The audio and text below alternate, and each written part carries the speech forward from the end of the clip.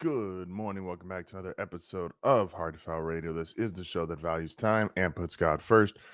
Appreciate y'all for joining me on this Monday morning. Let's get started. So there's been this since Thursday because Denver's been getting ripped left and right because they're an 8-2 football team and nobody likes the way that it looks. And because so many people just stop doing analysis halfway through this season. They just want their takes to be right. So a lot of the big time NFL media people are like, see, look, this team's not winning in a way that I like or a way that I think is sustainable or a way that I think looks pretty. They're not that good because that coincides with the opinion that I had before the season. And so, boom, here we go. I am vindicated in the way that I feel. You think Buffalo yesterday would have taken just the points, or do they need the style? Because Buffalo lost to Miami and got their teeth kicked in. But Buffalo, the style in which they win, it looks nice. It's a way that we all say, oh, yeah, this is one of the best teams in the NFL. Well, they lost. Versus Denver on Thursday, it was ugly as hell. They got the win. They're not going to feel bad. Yesterday, Indianapolis in Germany, ugly as hell against a Falcons team that they're clearly better than. Looked ugly as hell, still got the win. The Patriots looked ugly in the beginning against Tampa Bay, still got the win. Style points do not matter in the NFL, especially the middle of the NFL season. If you are able to stack up wins, you stack up wins. That is always going to be the correct thing to do. It's always going to be the better thing to do. Just because it looks, look at the Jaguars yesterday. It looked pretty, and then it didn't. And they blow a huge lead to a Houston team that is without their starting quarterback. And look, isn't it funny to go back to Denver? That defense that supposedly can't do anything, Davis Mills, he's just a backup, doesn't look good. Then he gets a defense that was leading the NFL in turnovers the first part of the season. He lights them up for 300 yards and 3 touchdowns. Don't worry about the way that you win. Because here's what a lot of NFL media people are saying, and they don't want to. This is the opinion that they have right now. And yes, I'm going to go a little more into this tomorrow when I get to Team Tuesday. They want you to win, and they want you to win a certain way because that's going to justify their opinions or their takes. Take last night, Sunday Night Football, for example. The Chargers, give them their credit. That was not the prettiest game. That was not the game they're going to look back on and go, oh, this is the best Justin Herbert's ever looked. Oh, this is the best the offense has ever looked. Oh, this is the best. It wasn't. This was a gritty win. It looked ugly the whole first half. It was 3-2, which is the 2 minutes to go into halftime. And their offensive line is a mess. PFF, for all people that hate PFF graded 4 of their 5 offensive linemen were either last or second to last of their position.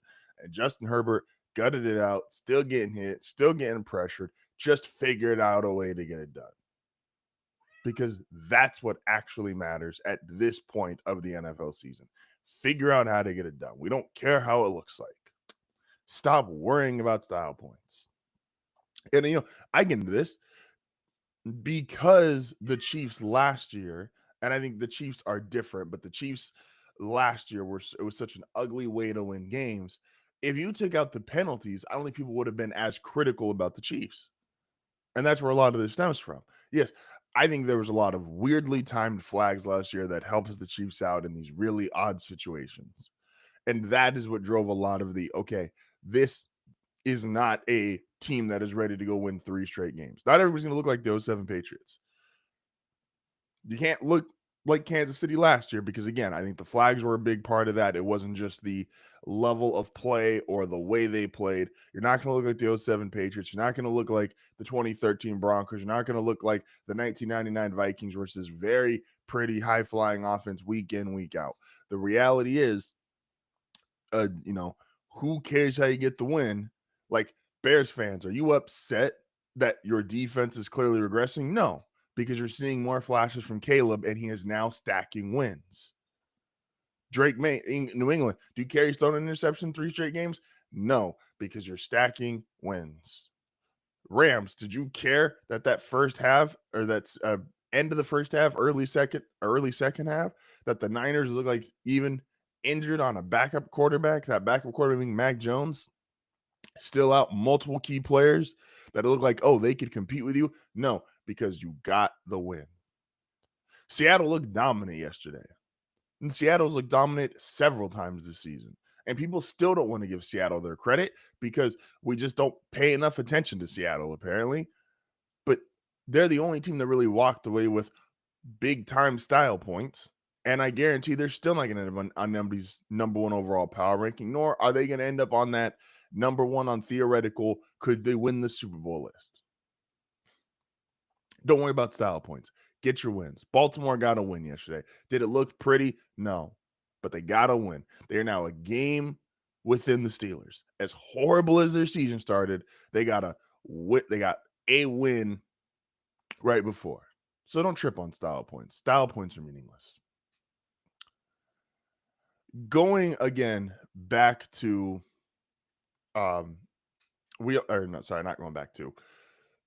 we all know, and the NFL has probably never been a better example of where you get drafted, who you play for, your situation, your surroundings. It matters so much. And we got the all-time stat to prove it. So Matthew Stafford is now 500 as a starting quarterback. He is 115, 1. It is the latest ever into a career a quarterback has gotten to 500. Think about that. Matthew Stafford, maybe the greatest arm talent, definitely top 5 we've ever seen. A Super Bowl champion, has over 50,000 career passing yards. He hit 400 touchdowns yesterday, is responsible for 2 of the greatest receiving seasons ever, would have been responsible for a third if Puka didn't get hurt. In my opinion, undisputed top 5 quarterback. Obviously, top 5 of Joe Burrow is not healthy. A guy who is, if he is the MVP front runner, in my opinion, and if he gets his MVP or a second Super Bowl trophy, he's going into the Hall of Fame. And he just hit 500. The Sam Darnolds of the world, Geno Smith, like, your situation matters so much. Baker Mayfield. Not everybody can go to Cleveland and win. In fact, most people can't. And then sustain winning. Most people can't. The Jets. I don't think Justin Fields is this terrible, but I think the Jets are. And that's why I think Sam Darnold doesn't work. Justin Fields doesn't work. Zach Wilson, maybe if this season had gone wrong and the Dolphins had to get rid of Tua, Zach Wilson might actually look decent. Was he going to look decent in New York? No. Because your situation, the people you're surrounded by, your management, your peers, the coaches, the athletic training staff, all this stuff matters, because the reality is, and it's a quote that I have continued to steal ever since day one of this show, go back 8 years, the great Chris Carter, 99% of guys are system players. He said, himself included, and he's in the Hall of Fame. Matthew Stafford finally getting to 500 is not a representation of how great Matthew Stafford is, or how maybe not great Matthew Stafford is. It's a representation of just how pathetic and futile those Detroit Lion teams were for years on end. Even though they had Matthew Stafford, even though they had Calvin Johnson, even though they had a handful of running backs, even though they had a handful of great defensive players and Ndamukong Suh, like, it was just nobody was going to work in Detroit. Dan Campbell gets there, resets the culture, brings in better coaches, brings in better players, and finally Detroit has a pulse to where they are now a legitimate team. That time Stafford was there, not even close, because Matt Patricia was not the guy. Name his head coach that he had. They were not the guy. The environment of Detroit was just not sustainable for a winning culture. Never has a stat proven. It depends where your situation matters so much. Again, take anybody in the NFL. Take my guy, who everybody hates on. Everyone's going to throw rocks at until this Kansas City game.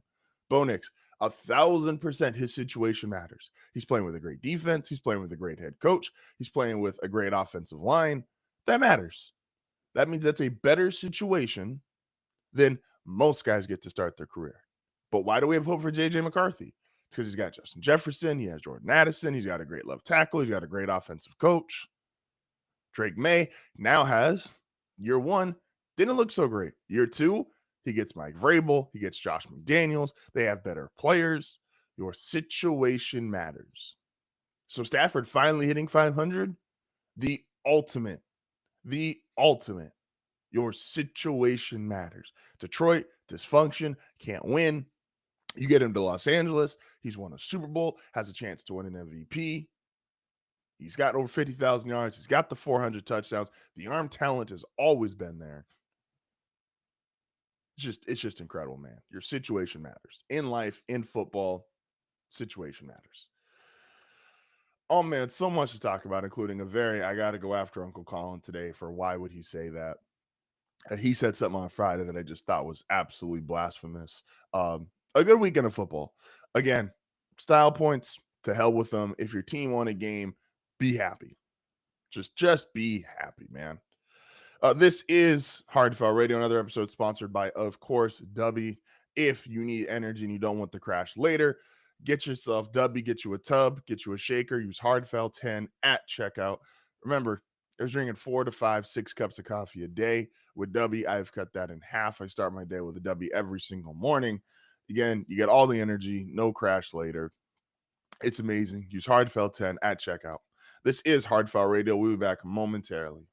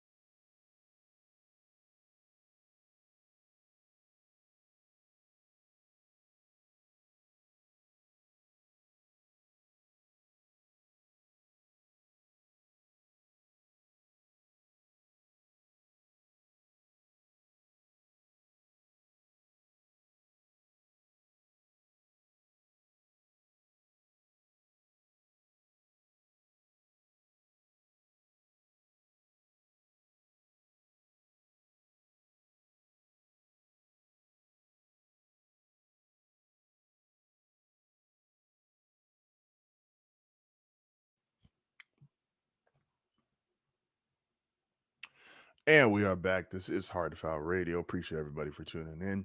So last night's game, uh, Steelers, Chargers. Again, I know we talked about style points. This to me is different than style points, and that is when you're only able to do one thing, you have to execute it at an extremely high level. Now, I'm a believer that if you can do one thing so overwhelmingly dominant that you can just repeat it. We've seen this throughout NFL history with running the football. We've seen this throughout NFL history with super dominant defenses or high flying offenses. They can just line up, kick your ass play after play after play. If you're not overwhelmingly dominant at it, if you're not one of the best in the league at it or one of the best ever at it, it gets really tough. And the Steelers, it feels like it's really tough. Again, I think the Steelers, this is why a lot of people don't have faith in the Steelers, is because you watch them play and you're like, okay, Aaron Rodgers, who is throwing some passes deep, to be fair, but it feels like when he's throwing deep, it's kind of just to get off the fact of, oh, not everything has to be a quick slant or 5-yard out. When in reality, when we were seeing the way defenses play them, everything has to be a quick slant or a 5-yard out. They are having a lot of trouble when it comes to playing consistent offense the way they are trying to play it.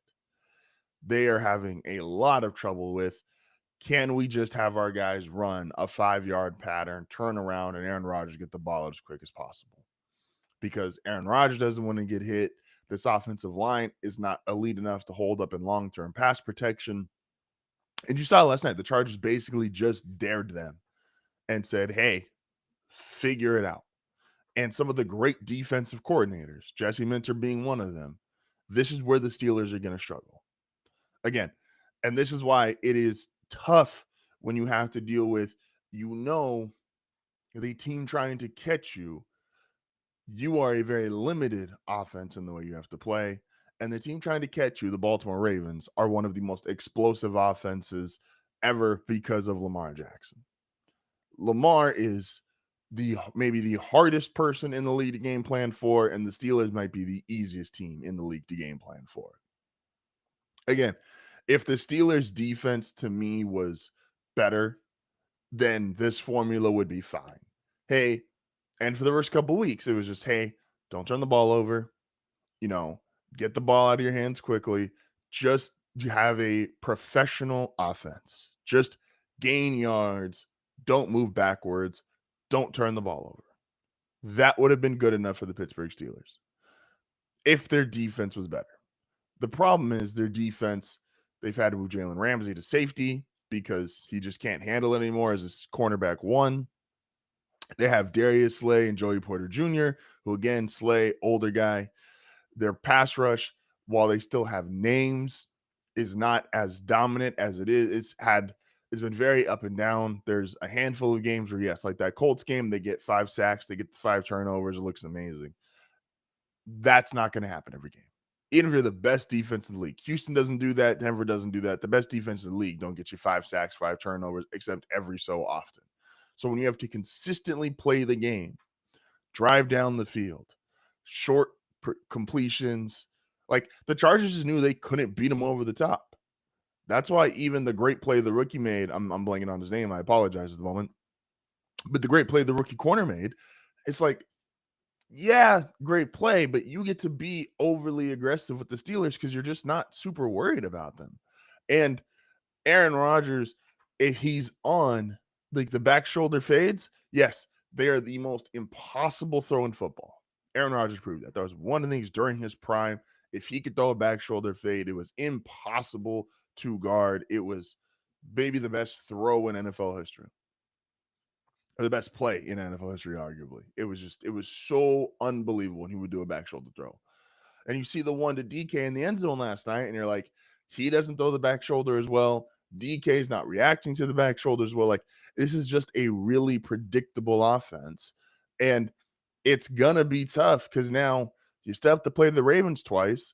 And Lamar coming back, getting him 3 straight wins. You've already allowed them to close that within a game. And now you got to play them twice. So you have to outpace the Ravens the rest of the season. It's a tough spot to put you in. It's a tough spot. Again, if the defense can turn the corner, and this to me is the only way they're going to have you get to the playoffs or have long-term success in regards to this season. If your defense has to play better. Your defense has to be able to get to the quarterback consistently without just these 5-sack football games. They got to be able to get there, a couple times a game. Your secondary has to play better, whether Jalen Ramsey is your corner or your safety. Like, what they're doing right now is not sustainable. Congratulations to the Chargers, again, who are putting it together with their offensive line being duct tape.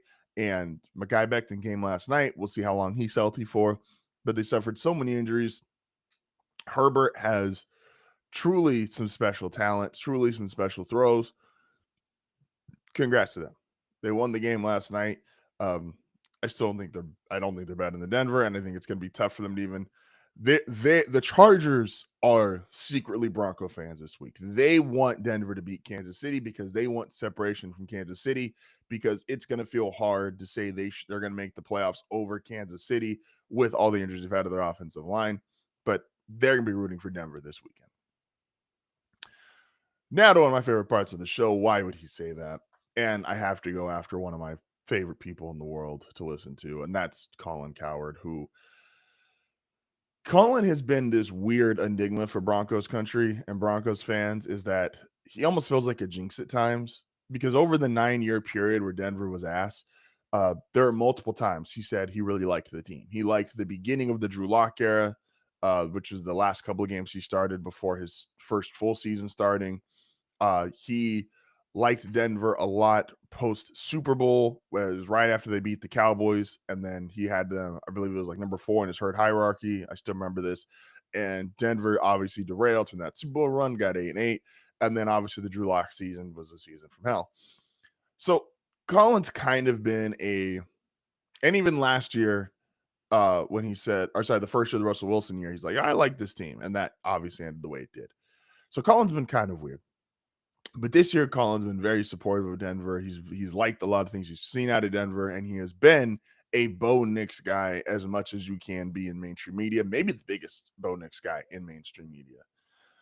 And then Friday happens, and obviously the game was ugly Thursday, and he goes, look, man, he's regressed really badly. Mind you, he had Denver rated 5th in his herd hierarchy the previous week, and so he was a believer in Denver, even though he said, hey, they got to get better quarters 1 through 3, but this defense is legit, and fourth quarter, they're the best fourth quarter team in the NFL.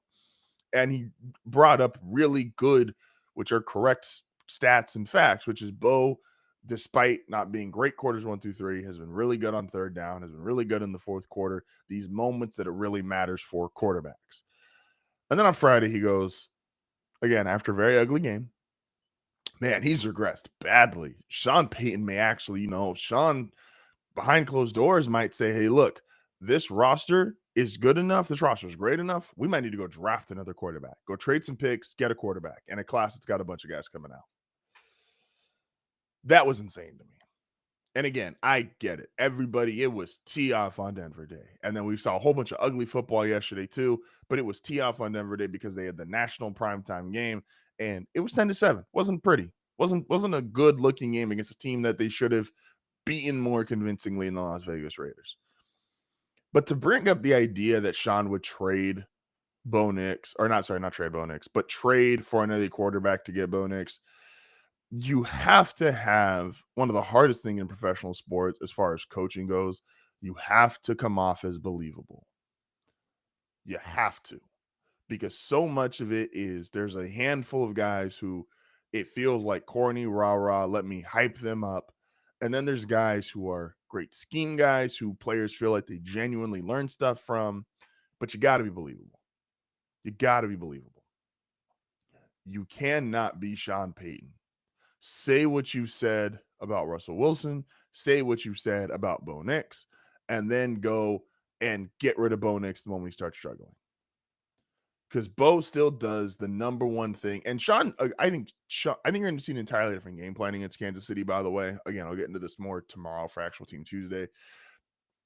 Sean, I believe, he's making Bo do stuff that he's uncomfortable with right now. And a lot of Bronco fans don't like that because it obviously makes Bo look worse than what he's been. But he knows games like Kansas City. He knows games like when they get to the playoffs are going to be tough. He's going to need something more out of him. And so these big plays, when he's throwing the ball downfield a bunch, he's like, I know I'm going to need these against the Kansas City, against the Buffalo, against pick your top contending AFC team. And I think he is literally trying to coach him week to week to say, hey, I need these to be better. And he is forcing him to do this. Hey, I want you to throw the ball downfield more. I think you're going to see more of a win right now game plan against Kansas City. But if you are as big of an endorser of your quarterback as Sean Payton has been of Bo Nix, and then you get rid of him the second he starts struggling, how is anyone in that locker room supposed to take you seriously?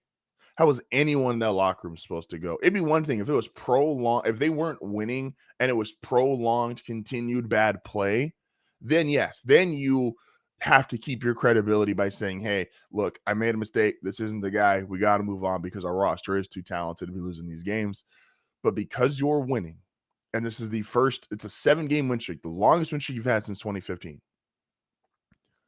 And you have been, Sean Payton, the biggest Bo Nix guy on planet Earth. If you were to walk away from that immediately after he starts struggling, and again, there's 2 games. I don't really count the Texans game as struggling. I consider that just a game between the 2 best defenses in the league. The week before that, we had, obviously, there was the Dallas game, obviously, but no one really counts the Dallas game because he was playing great against a really piss poor defense. In the Texans game, again, that was against one of the best defenses. That Raiders game truly was just awful. Bo needed to play way better, and he didn't. Flat out, end of story. That being said, again, the credibility in that locker room, and those guys, one of the best things about this Broncos team, they all believe in each other. And that shows when they play. Like, they do, from the pass rushers who play a certain level of aggression because they know they have PS2, everyone's favorite corner to hate, Riley Moss. They have Brandon Jones, Hufanga. They all play a little extra aggressive because the corners know they have that pass rush, and the pass rush know they have those corners, and that allows them to be extra aggressive. That allows them to go, hey, let's really push this. Let's push the pace. Let's push the tempo. And on offense, they do just believe in the fact if we keep it close, Bo has continued to win these games, which is drastically different than Denver, who's had great defenses throughout their 9-year losing streak. They had a great defense that could keep you in the game, and the offense never got it together. Feeling like, okay, we can keep ourselves in the game, and the offense will at least get it together in the fourth quarter, and we're walking away with wins. This team believes in each other. This team has confidence in each other. No one's saying Bo Nix has to be 07 Brady. No one's saying Bo Nix has to be Manning, and they know he's not. They know there's limitations. They know there's games he hasn't played very well. He's aware there's games he hasn't played very well. But the fact that this defense has kept themselves in games, and Bo has delivered in the fourth quarter, like in the Giants game, defense didn't play great. Bo bailed them out. Like, this team has supreme confidence in themselves. So, yeah, you can't come out with the take, Sean might trade Bo. That's just insane. Why would he say that? Moving on to another team, Germany, you should never put money on German games or any overseas games. They're so early in the morning for us. Again, if you're on the West Coast, you got to wake up at 6:30 in the morning. And there's just way too much crazy that happens. There's way too much just weirdness that happens. So the Colts win 31-25 in OT, and I continue, and we'll see what happens. Hard left, hard right at the top of the hour. We'll see where the Colts fit into this. I am more and more impressed by it. I am all the way bought into the Colts, because here's the thing. The Colts just aren't winning pretty games anymore. The Colts are just winning games. And that's all you got to do. And Daniel Jones is not looking like the quote unquote like MVP in every single game the way he was to start, but he is continuing. He's getting them in that 25 to 35 point range. He is getting them, 1 touchdown, 1 interception yesterday, 255 yards. He let Jonathan Taylor, who ran for 244 yards, who, if there's any good in the world, Jonathan Taylor should be the MVP. I don't know if he's going to have a chance to do it, but Daniel Jones in this offense, because it's not Daniel Jones reliant and they're still getting, I still believe they're leading the league in points. Again, I was more impressed last week coming off a loss. The fact they were able to lose to the Steelers, lose by 7 points, turning the ball over 5 times. That was really impressive to me. Good teams and great teams, that's what they can do in losses. They can turn the ball over a bunch, they can get sacked a bunch, and still keep the score close. That was incredibly impressive, in my opinion. That was more impressive than most of the wins. And then you still have impressive wins. You're scoring on everybody. And to play a game like that in Germany where it's weird, you're playing a Falcons team, which is also one of the weirdest teams in the NFL. Like, I think the Falcons are good, but they don't have the record. It's just all, again, style points don't matter. You're not good because you're 3-5, 3-6. I'm sorry, I don't own your first round pick. The Colts, though, it's what else you got to say? Like, I have fully bought in. I'm a believer in this football team. They have it. It's again, it's a change in the guard. We got to get used to it. Indianapolis is going to be a real player in the playoffs. New England is going to be a player in the playoffs. Denver is going to be a player in the playoffs. Kansas City and Baltimore and Buffalo are trying to squeeze in. They're trying to sneak into the playoffs. And those have been the big 3 out of the AFC. And they are going to be the lower seeds. And we're going to see what they can do against, in my opinion, what are going to end up as the top 3 seeds: Indianapolis, Denver, and New England. So we'll see what they do, man. This is HardFoul Radio. We'll be back momentarily.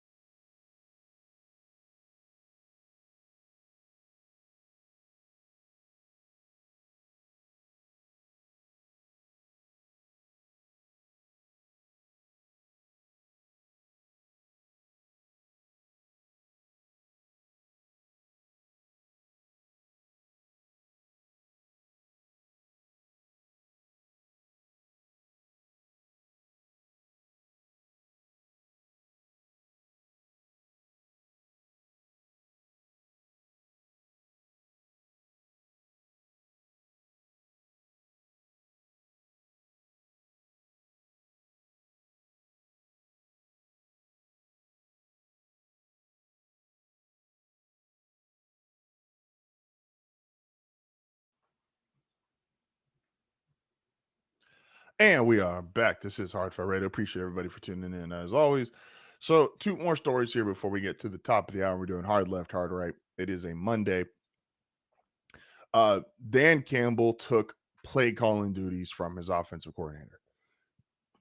And while sometimes this can obviously be a detriment because it feels like you're taking power away from the coordinator, depending on your relationship with your staff, this could also be very this could be very possible to do without feeling like you are stripping them of power.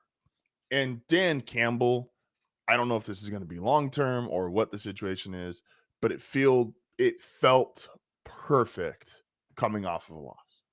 Because what did Detroit really feel like they needed to do coming off a loss? They needed to establish themselves physically. They need to establish themselves as a running team, their identity, what's made them tough, the biggest badasses on the planet since Dan Campbell has been there. This is the kind of game they need to have.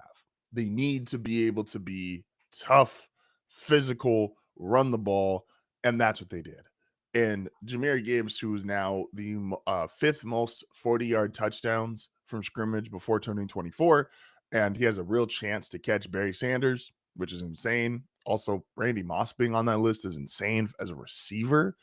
But this is what Dan needed to do. This is because the Lions are, even though Dan Campbell's calling plays, and even if they start scoring 30 points a game with Dan Campbell scoring plays, no one's going to look at Dan Campbell and go, oh, he's the big time X's and O's guy.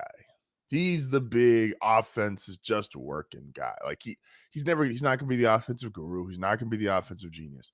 It is culture, culture, culture.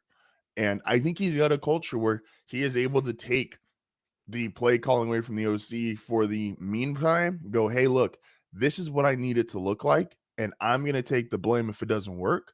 And then I think he can hand it back to Joe Morton, I believe is the offensive coordinator. He can hand it back to somebody like Joe Morton after the fact and go, hey, look, I just gave you the blueprint for what I need to look like, but I'm not some X's and O's genius. I need you guys. I need you guys to be able to dial up concepts, dial up play designs. And then I'm just going to go there and say, hey, run this, run that. So the culture that Dan Campbell's built, we talk about this all the time. Maybe no better culture builder in the entire NFL. We talked about Stafford to open the show, about Stafford's career record in Detroit. Nobody was winning in Detroit. Nobody. Stafford wasn't. Calvin Johnson wasn't. Barry Sanders wasn't. And Dominican Sue. Go down the list of Hall of Famers and great players. Nobody was winning in Detroit. Dan Campbell gets there. First year, not so pretty. And then second year forward has been one of the best teams in the NFL. So he's not trying to be the X's and O's, the genius, the offensive guru. He just wants his guys to go out there and execute a game plan that he wants them to see. So be physical at the point of attack. Run the ball. Jared Goff, we know Jared Goff, I don't want to, it sounds rude. He doesn't need a certain offense to win, but he's definitely better in offenses that are led by their running game. He can make every throw in the book, and we've seen how efficient he's been the last couple of years. But that you don't want him being in a, old school Chiefs or 4 years ago Chiefs offense from Mahomes, just get the ball and make the throw because we know you're that talented. Or to do a Josh Allen and the Bills from a couple years ago. Oh, yeah, just make all the throws and make all the plays because they're that talented. Even Josh Allen, they asked to throw the ball less. James Cook is a much bigger part of that offense. The Chiefs want to run the football, even though they're not having a ton of success with it. Nobody really wants to put their quarterback in that situation. And so Dan having the culture and the sustainability of what he's built in Detroit to be able to do something like that, incredibly impressive in my opinion. Incredibly impressive. And they smacked the Commanders, who obviously are falling apart. They're punching people. The defense is terrible. That NFC Championship game, great season, great moment. Rebounding, going to be even more important because it's a very old team. A lot of guys are not going to be on the roster anymore because of age / getting cut. And Dan Quinn has a huge job on his hand, especially because you have a guy that Jaden Daniels, that we all believe he is a championship level quarterback this early into his career. Moving on to tonight's game, Eagles, Packers. The Packers, Jordan Love, you are the NFC's Bo Nix. Stats look good. Have you played that well? Debatable. Now, people think your talent is better than Bo Nix, that your ceiling is higher than Bo Nix, and that's all fine. I'm not really here to argue that point. But you've had, excuse me, similar to Bo, 2 really glaring bad games. That Browns game, really, really bad. That Panthers game last week on your birthday, really, really bad. You still got 20 plus touchdowns. You still, again, you have the talent. You've got a great defense. You've got receivers. You got a great head coach. We need to see it put together. And the same way, and I know you're going to say, like, oh, Bo did against the Raiders, and they're terrible. The reality is we're not going to rate guys like Bo Nix and Jordan Love when everything else around them is championship level roster. We're not really rating them against what they do against the Raiders, the Browns, the Panthers. And the Panthers have been better than people think. We're rating them like this next week, Bo Nix versus the Chiefs. That's going to be his narrative. Jordan Love versus the Eagles. That's going to be his narrative. We're going to really see what we think about you when we get these kind of games. So what you do against the Eagles, this matters. Yes, the Browns game, throw it in the trash. Wasn't great. You threw a horrible interception. Who cares? Move on. That Panthers game wasn't great. Threw too much bad passes. Couldn't score. Oh, well, throw it in the trash. We don't care. You go out and play well against the Eagles. The same way if Bo goes out well and plays well against the Chiefs. That's what people are going to remember. That's what you're going to be judged by. Can you play great against these great teams? Because if you can't, now we have problems. Now we have issues. Now we have, are you the right quarterback conversations? And you've already been paid. Denver, at least if Bo's not the guy, and I'm not saying this that he's not, but at least in case, if he wasn't the guy, they haven't committed $50 million a year to him. Jordan Love, you are a test case because the Packers believed in you so much. You only had a handful of starts, and they gave you the $50 million contract. So you are tied to this organization. And because of when you got paid, you didn't even get the real benefit of now the Packers draft extremely well, and obviously the trade for Micah. The Packers didn't get the benefit, and Jordan Love didn't get the benefit of playing on a rookie deal and seeing how much more talent they can bring in. Because that's what's helping Denver right now. Bo's on a rookie deal. So they got to pay for 2 offensive linemen that Sean brought in immediately in free agency when he first got there. He got to pay for, sign Nick Benito, sign PS2. And Denver's been drafting really well, but sign Dre Greenlaw, sign Hufanga, because they're not paying the quarterback anything. The Packers have already committed $50 million a year to their starting quarterback, who, again, I'm not trying to put in a talent discussion the same as Bo Nix. And I know even from a play style, Jordan Love has played better than Bo Nix, and he has more accomplishments than him. But the reality is, if Jordan Love doesn't get it done against the Eagles, he's going to be in that Bo Nix kind of conversation of, is he what's holding the Packers back? Because we like the weapons. We like the defense. We like almost everything about this team. And the quarterback has had 2 horrendous games. And the Packers are going to turn into one of those, well, if I put this quarterback on this roster, how great does he play? If I put this quarterback on this roster, how great does he play? And you're going against the ultimate in that, in Jalen Hurts, who's had a really good season, a handful of bad, like two bad games. The Giants game, the Broncos game, he would say are bad games, but has had a really good season. His stats look incredible. And people still say, if I put X quarterback on the Eagles, how much better are they? Jalen has had to deal with that, and Jalen's got a top 3 MVP finish. He was voted number 3 on the players poll, 2 years ago? And he's still dealing with that. So Jordan Love, you got to come out. You got to perform tonight. It's one of those games that for your own mindset, your own psyche, you got to be great tonight. And let's see if you are. I think you got the potential to do it, Jordan. This is HardFoul Radio. When we come back, top of the hour, hard left, hard right, things we got the most wrong and things we got the most right from last week. This is HardFoul Radio. Appreciate you guys as always.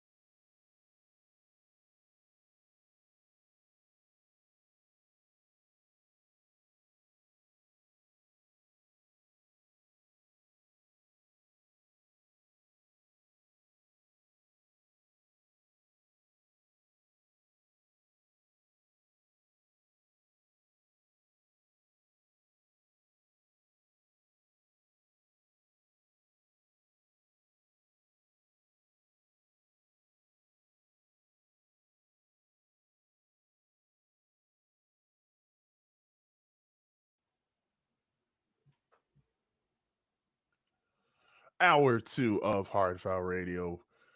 Let's get it started on a Monday morning. Uh, man, power rankings gonna be interesting tomorrow because now I got to think about what to do with teams like the Bills, who just had a horrible loss to Miami, and the Bills have always kind of felt like this, where it feels like they can obviously play with everybody because Josh Allen's A game is as good as Lamar or Patrick Mahomes' A game. Josh Allen also and the Bills seem to have an F game that can play as low as anybody. And I don't necessarily use just an F game example, but uh, I stole Tony's line last week where, he said, I prefer Drake and Cole, but Wale could drop 80 on anybody. And that's Josh Allen. Josh Allen is very much the Wale of the NFL. Wale is an amazing rapper. I am a huge, huge, huge fan of Wale. Love Wale. The reality is, though, Wale, as great as he raps, does not have the kind of catalog that Drake, Cole, Kendrick have. And that's kind of always been a frustration for him because he feels he raps and makes music at such a high level, which he does, but it doesn't receive the same recognition because to the fans, yeah, you're rapping, but the songs don't hit the same. That's what Josh Allen has. Josh Allen does not have the catalog of Mahomes with the rings and the MVPs, or Lamar with the multiple MVPs, almost a unanimous MVP. He does not have what, even Joe Burrow, which is the Super Bowl appearance. Like Josh is, when he's A plus, as great as maybe anyone you've ever seen. Because he can run, he can make any kind of throw in the books.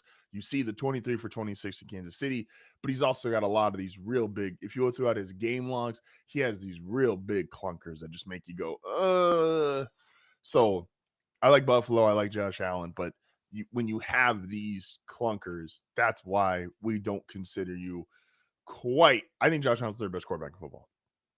I don't think he's quite Lamar, and obviously he's not Mahomes. And again, I would even say Stafford right now, the way he's playing, I think there's an argument. I know I'd have Stafford 4, Burrow 5 if Burrow was healthy. But yeah, man, it's rough. It's games like yesterday are why it is. I understand Chiefs fans that are snobby about, oh, well, Josh Allen can't actually beat us because he does have these games. And you really never know what game he's going to put up. He does play up to the competition, but also has some playoff struggles, which is kind of, a double-edged whammy. It's you got to play better. You can't get smacked around by Miami like that. That being said, it is now a Monday, so that means hard left, hard right. The thing that I got the most right last week and the thing that I got the most wrong last week. And let's go with the right first. And maybe this is going to sound confusing. But the thing I got the most right last week, the way people talk about Bo Nix. Listen, Bo played like crap on Thursday. And that immediately let everybody come in and say, see, we're justified. He can't play well. He's not good. He's this, that, and the third. And everybody was out. It was kill Bo Nix Day on Friday. Look at his feet. Look at his arm. Look at his age. He's dumb and he's stupid. This is literally the kind of commentary that surrounds him. Mind you, the kind of commentary that surrounds Bo Nix is he played, you can't even call him a young quarterback because he had all those starts in college. We call Jaden Daniels a young quarterback, and he had a bunch of starts in college. He played 5 years in college. We call Michael Penix a young quarterback, and he had all those starts and years in college.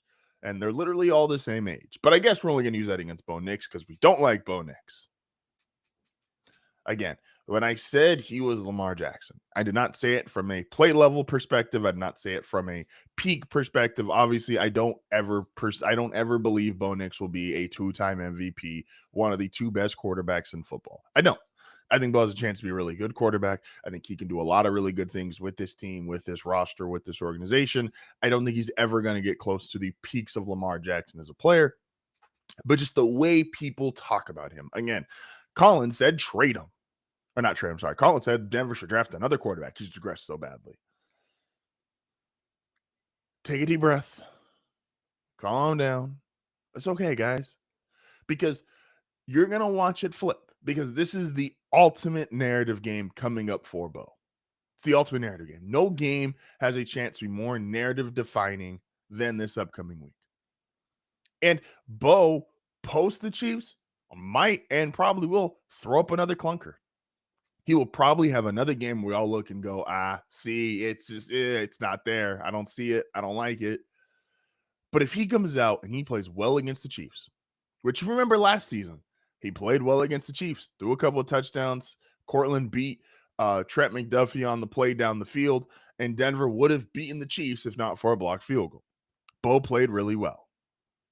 If he comes out and plays really well and beats the Chiefs, all of this, Denver's the worst 8-2 team in NFL history. Bo Nix isn't good. Oh, they're a bunch of frauds. Look at that's all going to, you're going to have videos that are, because it was Thursday, they're going to be 10 days apart, but would have been 7 days apart had they been on regular weeks. And yeah, this is beating Kansas City. They'd have to beat Kansas City coming off a bye. We all know Andy Reid's record coming off a bye. How could you ever do that? If they beat the Kansas City Chiefs, and I think they absolutely have a chance, because when is Patch, and some of the stuff I need to say for tomorrow, because I'm not really trying to do game analysis, but like, pressure hurts the Chiefs. The Broncos are in the league of their own when it comes to pressure. And if Bo and the offense scores in the mid-20s and they look good and they beat the Chiefs, you are going to see a narrative 180 that is so insane.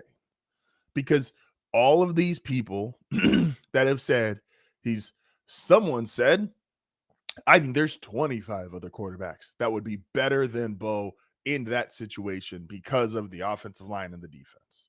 I think that's insane, but this is the kind of commentary and this is the kind of narratives that surround Bo Nix. It's Brock Purdy on steroids. It's Jalen Hurts on steroids. It's Lamar. It's all these quarterbacks who have been like, oh, you had a good situation or drafted a good organization, but I don't like you because my draft board I had really low. No. You can't be the guy. Again, at the end of the season, Bo's going to lead them, all of his quarterback class, in yards, touchdowns, wins, and he's going to be the only guy that makes the playoffs both years, year one and year two.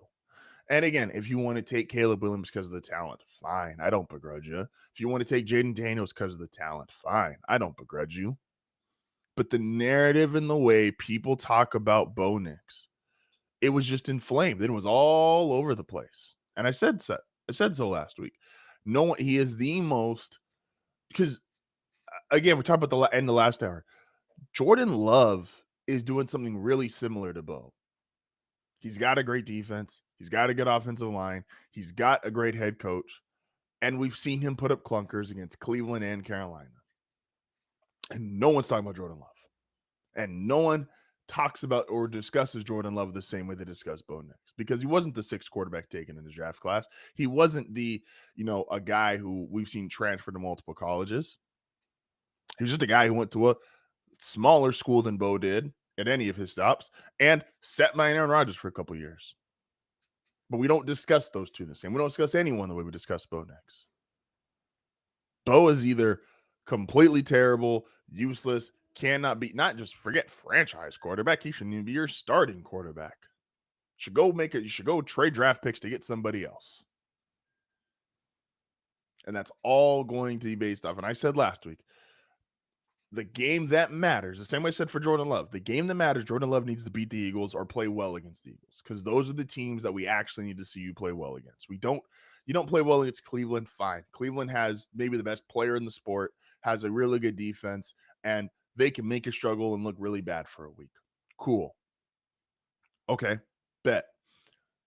What they then have to do is play well against teams that you know you're going to see in the playoffs. So yes, did Bo play terrible against the Raiders? Yes, he did. But if he plays well against the Chiefs and they get a win, guess who you have a chance of seeing in the playoffs? And by the way, the entire NFL, if you're somebody who lives in perpetual fear of the Chiefs because you've seen this dynastic run they're on, the entire NFL should be Bronco fans this weekend. Because if the Broncos beat the Chiefs and put the Chiefs at 5-5, and then the Chiefs have to play Indianapolis, which they could absolutely lose that. Again, I've been on the record. Chiefs lose 3 straight games. I tweeted it out, but on the record, if you're scared, if you're Baltimore and you think you're going to get in the playoffs, but you're worried about Kansas City, or you're Buffalo and you know you're made the playoffs, but you're worried about Kansas City, you should be a Bronco fan this weekend and then a Colts fan the following weekend, because you could potentially keep the Chiefs out of the playoffs. Think about that one. So, yes, my hard right is 1,000% the way they talk about Bo Nix. And again, Bo didn't play well. So this isn't like a victory lap of "I told you so." This is a recognition of the conversation and dialogue around a certain player because of where he was projected to be. So, hard right, Bo Nix. Moving on to hard left, and I'm okay with doing this. And I apparently have a thing where I just should not criticize Indiana-based teams. Because I said the Pacers last year, I had no confidence in them heading into the playoffs. I said they were going to lose to the Bucks, who I'm going to make another terrible Bucks playoff prediction, by the way. Giannis is one of my favorite players ever, and he is just on a roll. I don't think the Bucks are very good, but Giannis is the fucking man. But I had no belief in the Pacers, and I started off this season having no belief or faith in the Colts. And weirdly enough, I didn't get faith in the Colts because of wins. I didn't get faith in the Colts because of the points they were scoring and how they were more prolific than the 07 Patriots, which I never really believed that either, which that has come down, which makes sense. But I got a lot of faith in the Colts because of last week's loss. And then it helped stumble into this week's win, or rolled over into this week's win. So there's a handful of games, and I know we've talked about style points today, and I don't really care about your style points and wins. I do care how you look in losses. I think how you look in losses actually tells me more about a team than the way that you look in wins. Meaning, does it look hard to beat you? The Chiefs, it looks hard to beat the Chiefs. Even when they lose, we're like, Jacksonville had to get a 90-plus yard pick six. The Eagles had to basically false start on a handful of tush pushes. The Chargers looked like they played their best game of the season. Like, it looks hard to beat Kansas City. The Niners, when they've been on, not so much this year because they've had some of the injuries, but when the Niners, they went to those 2 Super Bowls in 4 years, it looked hard to beat the 49ers. They beat you up physically. They always had one of the best records, which Denver seems to have it this year, which is teams after playing the 49ers. The Texans became just the second team to win, by the way, and they had that huge comeback to win post playing the Broncos. And the Niners, for those couple of years, teams were always losing post playing the Niners. So does it look hard to beat you? And the Colts played the Steelers, and the Steelers got 5 sacks and 5 turnovers and only won by 7. That's tough. That's tough. It's one of my few. It's why New England, where I would say New England has skated with a really easy schedule, but it looks hard to beat New England because New England again looks like similar to the Belichick Brady era. They're not going to beat themselves. McDaniels and Drake May are not going to lose the game. And the one game they lost to the Steelers, they turned the ball over 5 times. Some of those felt like they weren't really forced, and they still barely lost that game, which also might be a depiction of Pittsburgh, that they can get 5 turnovers and they're still barely beating teams, which is why I don't have a ton of faith in Pittsburgh. But Indianapolis, those losing by 7 when you turn the ball over 5 times feels like, okay, this team's for real. And I have doubted them. I have doubted Indiana Jones. I have doubted I like Shane Steichen as a head coach, but I've just basically doubted Daniel Jones. And I was worried about a running back led team because we've seen the other running back led teams and it looks good for a while, but it always feels like they're not pro. They are almost feel destined for injury. Like the Niners, you see they're a running back led team. You see all the injuries. The Ravens are a running led team. You see all the injuries they accumulated. It just feels like running led teams, because they play so physical in the brand of football, that it always leads to more injuries. But I was super impressed with the Colts last week and then this week, which is this week they had every reason to lose this game. They're in Germany. It's super early in the morning. They're off. They're playing the weirdest team in the NFL, the Atlanta Falcons. Everything that could go wrong could go wrong. It was not a very clean game. They end up squeaking it out in overtime. Jonathan Taylor, 240 yards.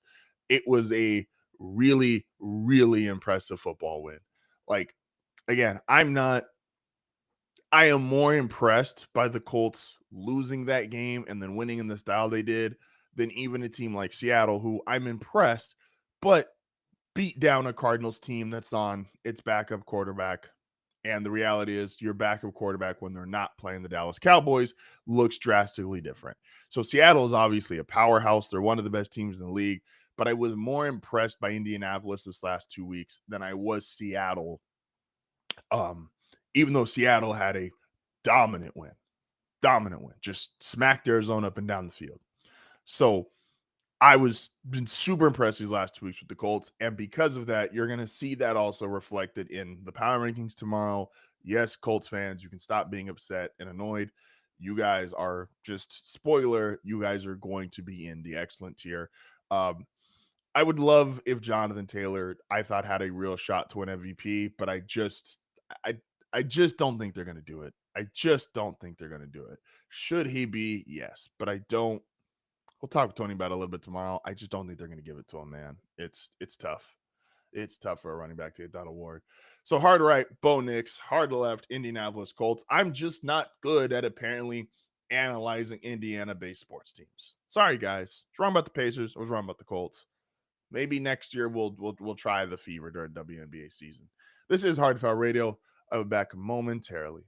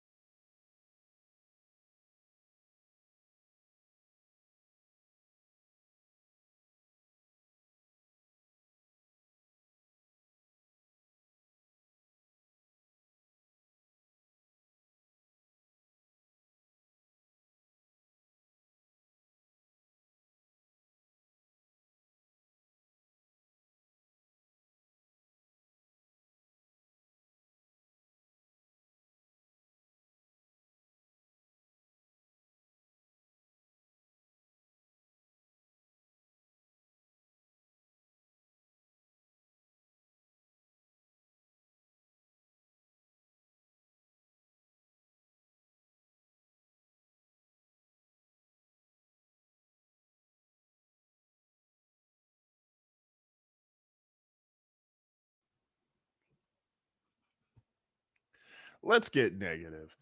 I was going over some more of the games from yesterday, and there's a handful of teams slash players that it just looks like, man, it might be over. Man, it just might be over. If you're the Jaguars, what are we doing here, man? Like, what are we doing here? The you blow a game to Davis Mills, who shockingly doesn't play the Broncos defense, looks pretty good. Just saying. You're up 29-10. You let them score 26 consecutive in the fourth quarter. What are we doing here? What is the good part of the Jacksonville Jaguars? Because this defense is getting turnovers. Now they're not. Trevor Lawrence, he when you were winning games at the beginning of the season, it wasn't because of him. Like, what are we doing here, man? This is gonna get ugly, real fast. Liam Cohen, it was, this from Duval to this, we're down bad for the Jaguars. And what are you supposed to build on here? Travis Hunter, who you don't want to commit to, you trade up, you trade away draft capital to get him because he was the best player in the draft, but you don't want to use him in the way that he should be used to be the best player in the draft. Brian Thomas Jr. has an all-time rookie season. Oddly enough, has a better rapport with Mac Jones than Trevor Lawrence. You're already paying Trevor Lawrence $55 million a year. Like, what are we doing? You traded away draft capital. Your star rookie is injured. You didn't know how to use him even before he got injured. Your defense was getting turnovers. Now they're not getting turnovers. They're getting exposed more often. This looks like it's getting real ugly real fast in Jacksonville. And where do you go from here? Where do you go from here? This is just this not like, okay, well, we clearly see who are the blue chip players on this team. Who are they? It was supposed to be Brian Thomas Jr., and he's had a down season, and you were supposedly shopping him before Travis Hunter got hurt. Another blue chip player should be Travis Hunter, but you don't want to use him correctly. This is going to be, and then Trevor Lawrence, who was supposed to be a generational prospect, can't miss. What are we doing here, Jacksonville? It's getting ugly fast. Again, I don't want to be negative on a Monday, but let's get negative. Another team, man. I think my Broncos broke the Giants. Jackson Dart, it was all cool and fun. He wins his opening game. He beats the Eagles, and it's like, man, look at what they're doing. They got something exciting in New York. Then, unfortunately, Scadaboo gets injured. But even before Scadaboo gets injured, they got this game against Denver where it feels like, oh, look what they're doing. They're exciting. They're fun. They're entertaining. Oh, my gosh, look at them. And now haven't won a game since then.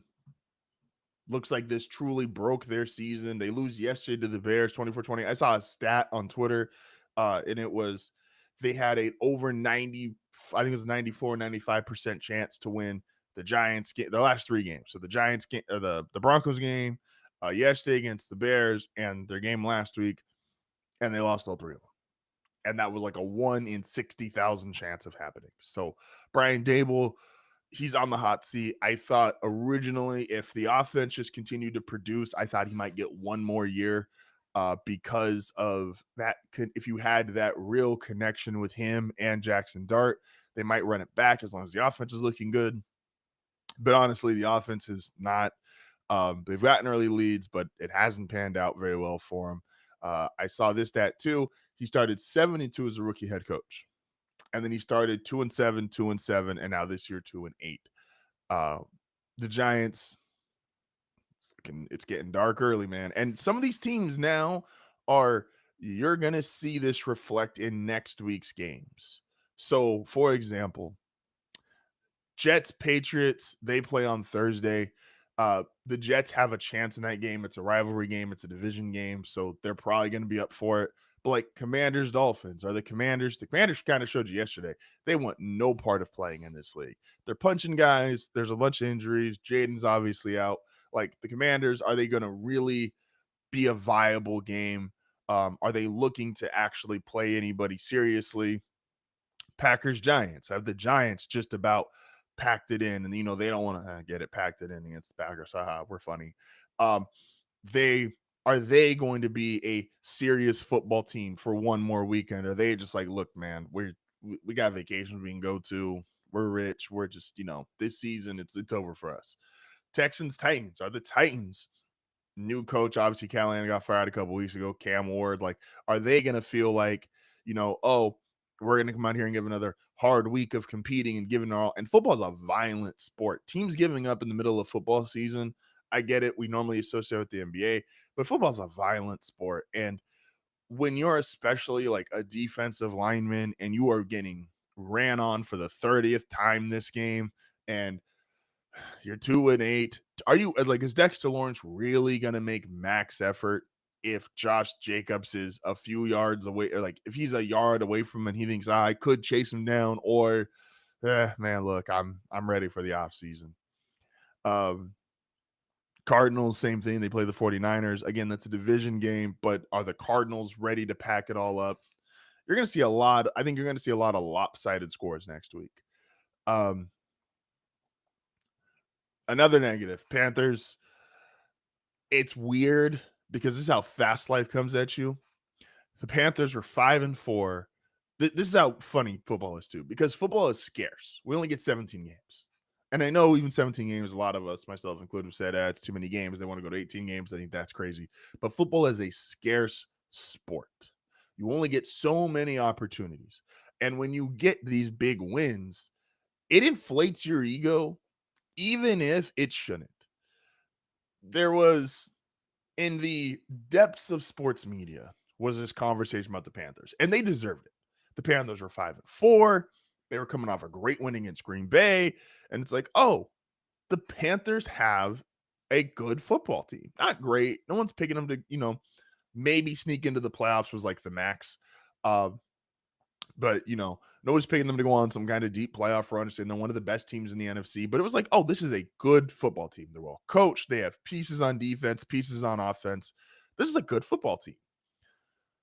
And then they lose to the Saints 17-7, and they blow such a huge opportunity because 6-4 feels way different than 5-5. And for a team that had true momentum for their own prospects and where they've been the last several years, to blow this game to the Saints, who have been vying to compete for the #1 overall draft pick. Again, I like what Kellen Moore is doing. I think the Saints are coached well. I don't think they have enough talent to really compete, obviously. That's a huge blown lead. And then Browns Jets for our last bit of negativity here. Look, man, I don't got much to say about the Jets. I know I've seen a bunch of parallels in terms of records of what the Jets have done in the first year under Aaron Glenn, and also what the Lions did in the first year under Dan Campbell. I don't really know if I buy that, but it is what it is. But the Browns, I hate this take because I feel it's really unfair. We know situations matter. And we know that if you're in Cleveland, you're not in the best situation. And I also feel like too many guys are comfortable saying, well, he's not an NFL quarterback, when they are not even remotely resembling any kind of athletic achievements. But they go on to the show and go, I told you he's not an NFL quarterback. And they puff their chest out. And I'm like, I don't love this take. That being said, it's really hard to justify Dylan Gabriel as an NFL quarterback. He's short. The arm strength's not there. A lot of these throws are super off the mark. There's not like great athleticism to offset the fact that he's shorter. And Kevin Stefanski, I do think, is a really good OC. He's been a 2-time coach of the year. He's obviously their head coach, but he's a really good offensive mind.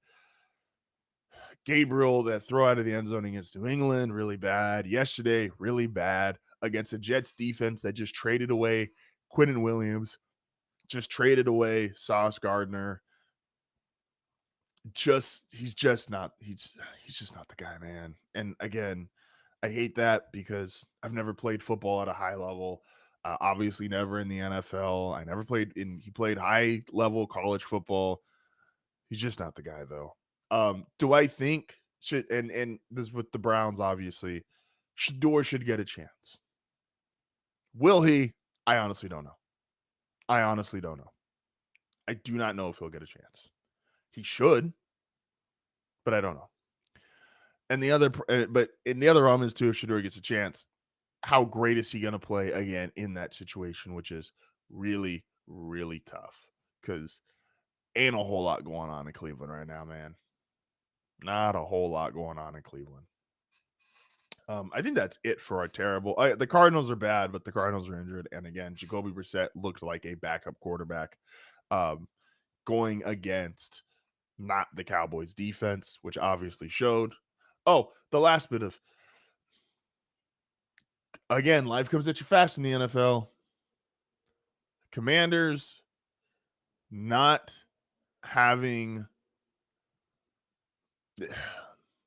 you got to evaluate really well, and you got to self-evaluate really well. Jaden Daniels got you the NFC Championship game year one. You then went and committed to Von Miller, Terry McLaurin, Larry Tunsil. A lot of these guys, you are now the oldest roster in the league with a star young quarterback. Now, I understand, ain't exactly a whole bunch of mid-20s great left tackles becoming available. You don't trade those guys. I get it. So Larry Tunsil is probably the best you could do. You could also just not have done anything. Like, I know people want to commit. Like, I think the rules should be, give me 2 years and then I will overload on those last 2 years. It's like on a rookie contract, I basically get you for 4 cheap years. The 5th year is kind of funny money depending on how you want to do options and stuff. But I realistically get 4 cheap years. Show me something for those first 2 years, and then we'll overload and trade and spend for a bunch of guys. Because now the Commanders, the reality is they're old, they're expensive. Jaden's injuries are starting to mount up. I'm not trying to wish that on him. That's just the reality. And even if I think he's great, which I do, they're in a really rough position. And I don't know if he's great enough to overcome everything that they've got going wrong now. Life comes at you fast, man. Again, the NFL is scarce. You get 17 games. And the Commanders right now, it looks like after these 17 games are going to be, you still have the right quarterback. We think you have the right head coach. The defense has been struggling a lot this season. You got a defensive head coach. Life comes at you fast in the NFL, man. It really does. It really fucking does. This is HardFoul Radio. We'll be back momentarily.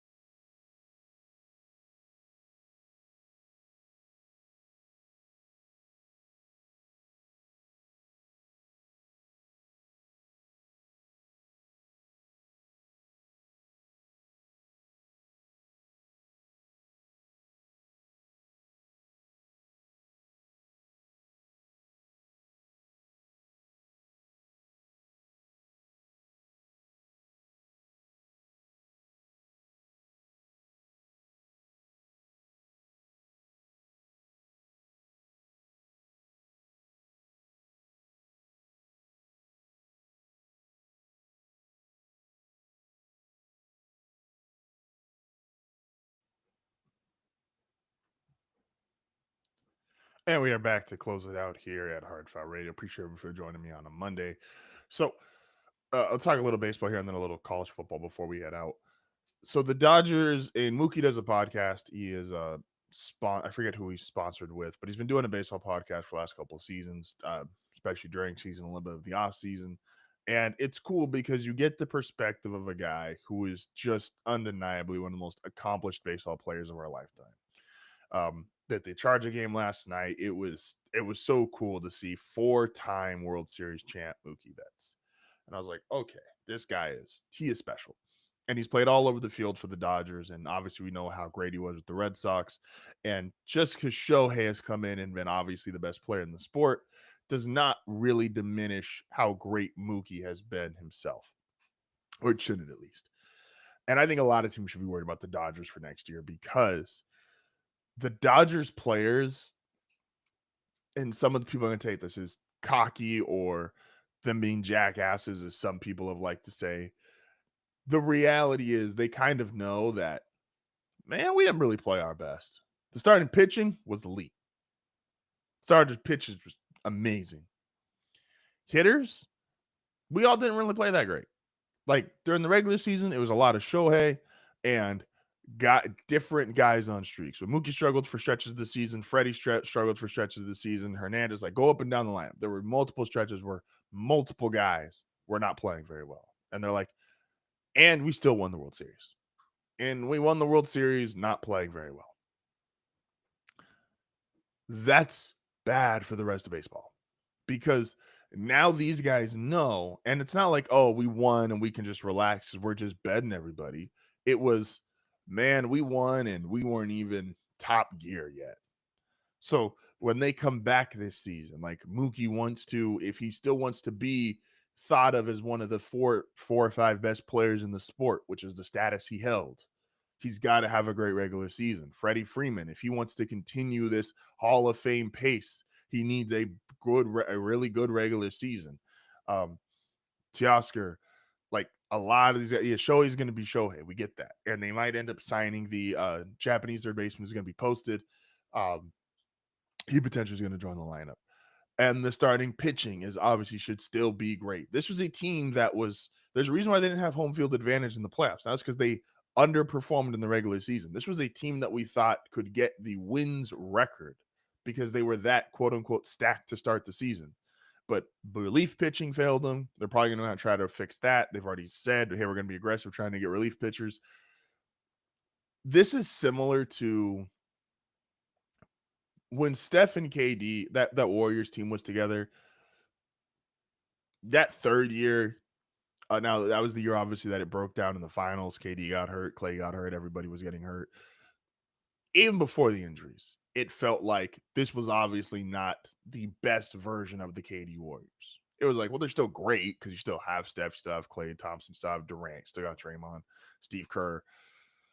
But they clearly didn't feel overwhelmingly dominating. Now, they still, in that, got back to the World Series.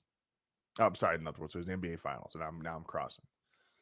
And if they didn't get hurt, probably would have won 3 straight. Obviously, once they started to get hurt, they were not beating Kawhi in that Raptors team. They were literally triple teaming Steph, and we all remember how that finals went. That team, though, had they won, would have felt like truly we are inevitable. We don't have to play our best, which helps loosen you and lets you play with less stress, anxiety that you don't have to be. Mookie doesn't have to be a 30-plus homer guy, steal all these bases, and be one of the 5 best players in baseball. Freddie Freeman doesn't have to play like one of the 2 or 3 best first basemen in baseball. Shohei is playing with the most stress because he's had to carry it in the last 2 regular seasons. But if you can now, okay, I can go out there, play my game, take my approach, my at-bats. I can be just a really good contributor on this team, and I know we can win a World Series. That kind of confidence to an already most talented team in the sport, yes, the Dodgers should absolutely be favored to win 3 straight. And I'm not going to bet on them, but that's where the smart money should be with the Los Angeles Dodgers to win their third consecutive World Series title. Everybody knows I've been talking a lot about Kyle Shanahan and why I believe he should be the coach of the year because of obviously what he has done with Mac Jones. So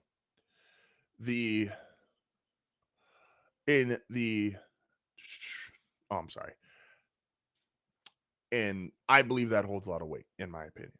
Now you go to college, you get the Pat Bryant Coach of the Year awards, and I'm trying to make sure here that I've got the odds. Let's see. I want to make sure Pat Bryant Coach of the Year odds. Coach of the Year odds 2025. Because I have a guy who I think should be sorry, not Paul. No, wait. I called him Pat Bryant.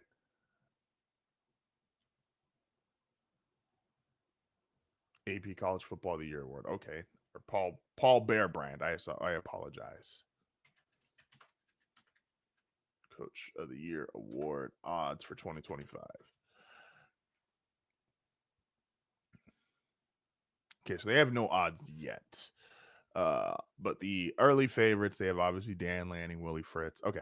So the guy who it should be and should be the leader in the clubhouse right now is Kalen DeBoer. Look, and Alabama's going to play Oklahoma this weekend, and that's going to be a big game. I got a bunch of big games this weekend. I got Denver, Kansas City. I got Alabama, Oklahoma. I'm just going to be stressed out all weekend. It's going to be fantastic. Love it. Everybody wanted Kalen DeBoer fired after week 1. Everybody was mocking Alabama can't compete in the NIL because they're no longer able to just get all the best guys, which is what Nick Saban and Alabama did historically. They're now 8-1. They're sitting 4th in the country. They beat Georgia. Are they blowing teams out? No. Unless we want to count UL Monroe 73-0. Some people do, some people don't. I don't know. Maybe I'm one of them. But where they're at now, 4th in the country, 8 consecutive wins. Ty Simpson has put himself into first-round quarterback draft conversations. Like, this team, this is now Kalen DeBoer's team, and the transition, which so many colleges get wrong. So many professional programs get it wrong. Professional sports teams get it wrong. Transitioning from a great head coach. We saw it with the Patriots. Now, they figured it out with Mike Vrabel, but the transition from Belichick to Mayo was the wrong choice. Just was. And I thought Gerard Mayo had a chance, but didn't work out.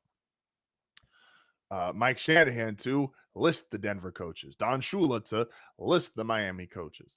It is hard to take these all-time great head coaches and go, hey, let's get the next guy. It's a tough spot to fill.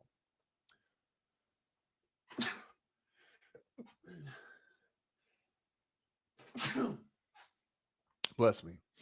And so with that, to go from Nick Saban to Kalen DeBoer, again, you're 8-1. This game against Oklahoma, which is probably your last, let's see, you're going down the schedule. It's going to be really your last chance to get like a signature win. LSU, obviously not the team they usually are. Oklahoma's number 11. Auburn, again, a rivalry game. You got to win the game, but it's not for the idea of how great of a team you are. Again, 0-1, losing to Florida State, and everybody said, this team's no good. They stink. Get DeBoer out of there. People were going online saying, let's all pitch in for Kalen DeBoer buyouts because Alabama doesn't have the funds to just buy him out naturally. And in a year where Franklin is fired, in a year where Brian Kelly is fired, and these are huge buyouts, the guy who was the first, could he be fired, has not only rebounded, but now has his team in top 5 contention and is as good as anyone in the country besides Ohio State. Ohio State's a different monster. Ohio State is by far and away the best team in the country. And I just don't know who's going to beat them, man. They are just incredible.